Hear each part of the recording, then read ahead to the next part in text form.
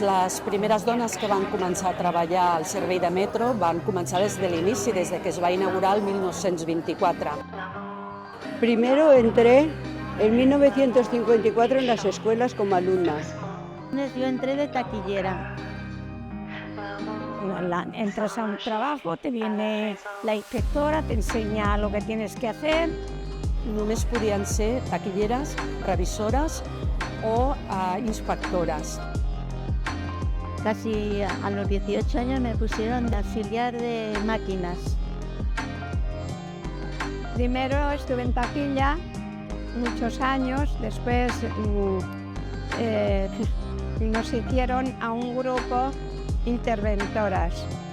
Eren dones empoderades, perquè si pensem en el context de l'època, el 1924, més de la meitat de la població de les dones era analfabeta. En aquest context, les dones de metro eren dones que sabien llegir, que sabien escriure i que eren molt hàbils amb el càlcul mental.